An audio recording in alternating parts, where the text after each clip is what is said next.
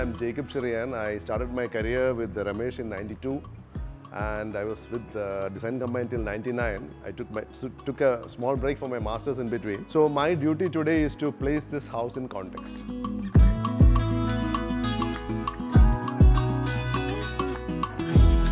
I would go back in time to the 1980s and specifically to a movement that called the regionalism. We had practitioners like Hassan Fatih in Egypt, Sedat Eldam in Turkey, there was Jeffrey Bawa in Sri Lanka, then of course the Indian masters, Correa, Doshi and Rewal, and of course our own Laurie Baker. They were all architects who actually looked at their own context, but primarily they were all trained in the modernist idiom, but they chose to look back to their own context and rework their design approaches. So this is where our first context is. Next we will go back to our mentor, to my mentor to many of you here, Ramesh, who actually is one of the first practitioners from Kerala to have been trained formally in the modernist idiom. He was taught by the masters in SPA Delhi. He was a gold medalist of the 1970 batch. And I remember, because I joined in '92, so I've seen the original model of this house. It is actually a gabled roof, one sweeping roof starting from there and ending at the porch, okay? But it was also the time when he was actually very, I talked about regionalism because I did my undergrad thesis on that, so I was very keyed in on these things. But Ramesh went and visited all those masters' works. Like he was very comfortable with Bawa's work in Sri Lanka, and he knew that that's the best way to actually look at design in our climate.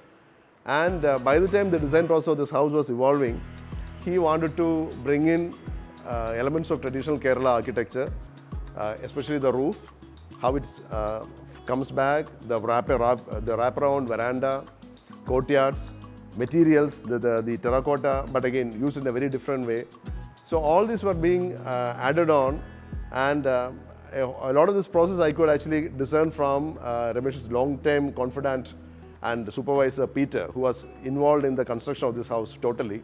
So he would tell me about the way he would change things, and there was a conscious effort made to rework the design, but it was a very modern design, but it was worked to accommodate these thoughts. There's a story about Design Combine, is that there is a grid, okay? Now, you cannot escape the grid in Design Combine. It's a 22.5/90 grid. Like, when I joined in Design Combine in 1992, the first thing I see is this draftsman, huge sheets were behind, they're all making this 22.5/90 grid, no? Because all the design will fit in there. They are all multiples, and everywhere that wherever the 22.5 is, the walls will fall in there. It was designed with such rigor, so you know that anybody who ever designs slope-proof buildings will know you cannot just put slope-proof for any building. You have to have a very meticulously, thoroughly planned, symmetrical in some ways plan to actually have a neat roof. So for him, putting this roof was not a problem because it's the original thing. Because traditional architecture again is actually follows multiples of 3, no? 3, 24, 72. So there was a system there and there was a system here. So that helped. But I would like to just end with just one note. We are sitting in a room, one of the great rooms, no, as any architect would have ever designed for himself. But what it's embellished with is actually the fine art.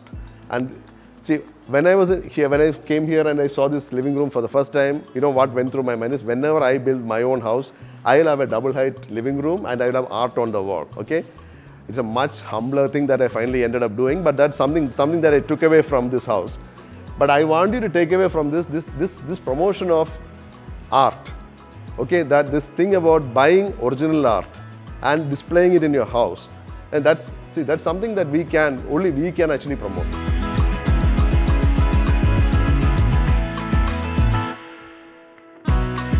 So I was very keen that if I built a house over here in Cochin, it had to be on the waterfront. So I searched for good 3 years to find this place, and that at that time, it was 1981 or so, this was an island, actually this is an island of about 18 acres belonging to one individual, and he wanted to start selling this. So about 10 people got together and they pooled in the money, and they bought 1 acre of land on the southern side. And that 1 acre of land became the yacht club. And so when I was looking for property, I said, here's a great waterfront. The club is nearby. This would be the best place to buy property. So that's how I came about and bought this property. And how the house came about, well, it is a whole series of explorations, okay? One thing was sure is that having studied in Delhi and being exposed to the, the modern masters like Corbusier and Louis Kahn, we were all, ingrained and disciplined into this. Corbusier with his very concrete, brutalistic architecture. Louis Kahn, again, he was a master of the grid also. Later on, when I went to Sri Lanka and I was there, spent a month over there, that's when I, as I said, a moment of epiphany, and I discovered Geoffrey Bawa's work and his whole approach to regionalism and his, whole approach to tropical modernism. And I came back with that, and I felt that that is the path that one should go down through, especially the kind of similarity between Kerala and Sri Lanka. It's like literally we are one state, except separated by the water. We have the same landscape, same climate, everything. That's one. And number two is that I always felt that since I had a traditional Tharawad, that I would like some elements of that to be emulated when I did this house. So it's basically a marriage of all that. But as I said earlier, Tharawads are very pokey, dingy, dark places. So I needed a place that was bright, modern, airy, full of light and full of volume. And that's how this design evolved.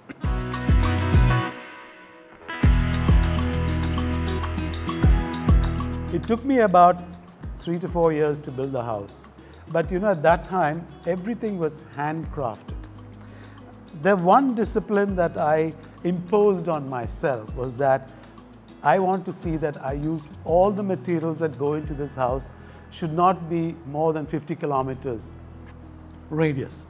And I kept to that. I mean, everything that went into the house is all from here, number one. Number two is that I said all the art that I collect has to be Kerala artists, because you can buy art from all over the thing, but again, these are kind of disciplines you impose on yourself so that you don't go all over the place, So I wanted to use terracotta because it was a natural material from Kerala, and at the same time, I took terracotta and sort of, lightened it up. And of course, if I redid the terracotta floor now, I wouldn't be doing what I did just now. So each of this was basically a conscious decision to again use local materials and local craftsmanship. And so that is how this came about. Split level was a very hip and hap thing to do at that time. Today, I don't think I'll do it because as you grow, it is a terrible inconvenience. There's no doubt about it. But that split level kind of gave you a certain dynamism in the design. It opened up levels, you can create volumes. But in this particular case, the reason why I raised the plot up is because I wanted to get a vista, meaning if you go down and look at the lake, and if you climb up 5 feet and look at the lake, the views are completely different. I mean, they're far more expansive as soon as you're a little raised.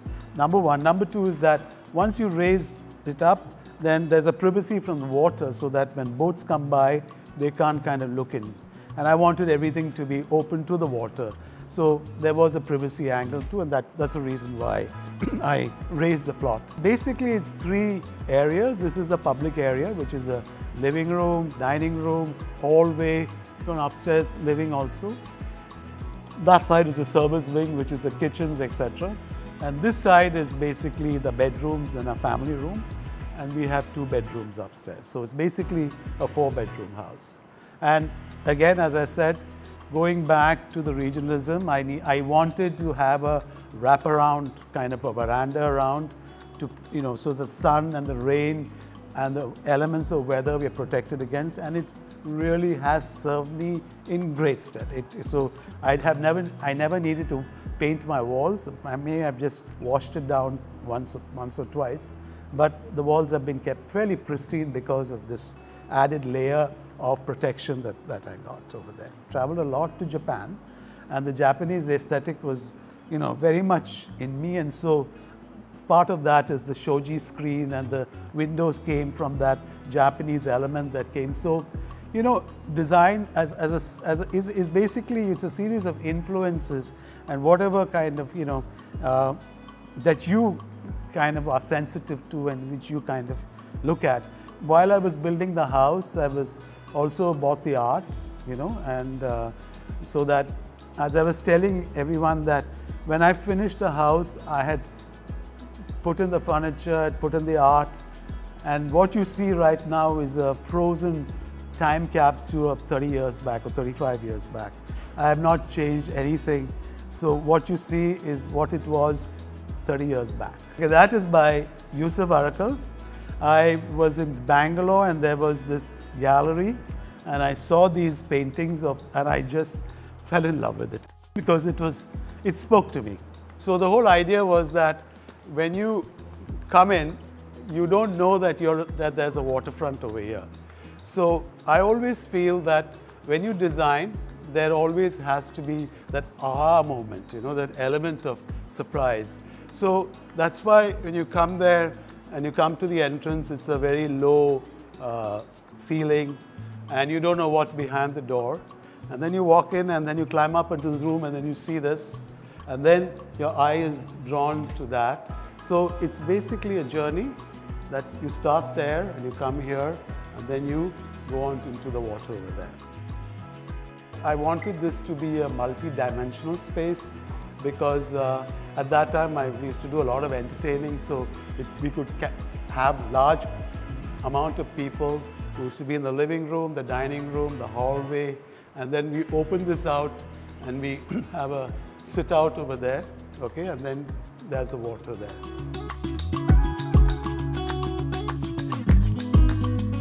The one question I'm asked is, why did you put up those sort of chhatris, over there? And the reason I wanted it is because I wanted to frame the views. So as soon as you do this, you see that's one frame where the water is expansive and you're raised up and you get a view over there.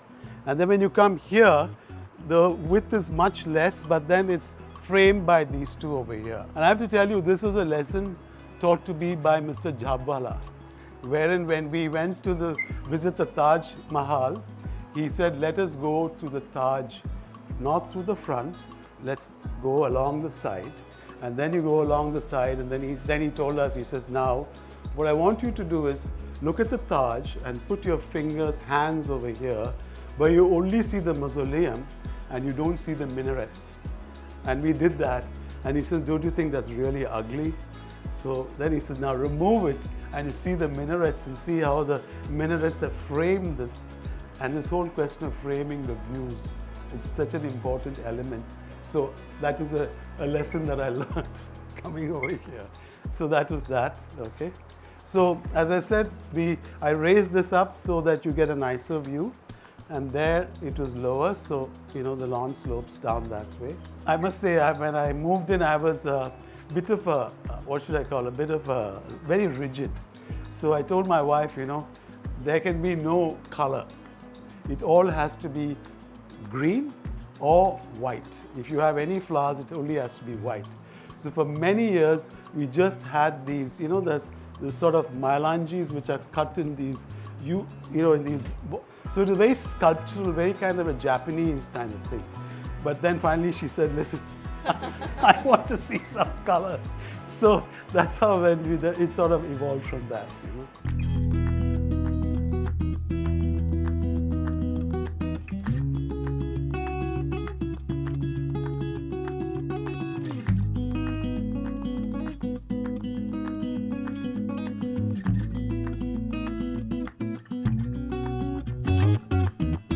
So actually the best view of the room is from here,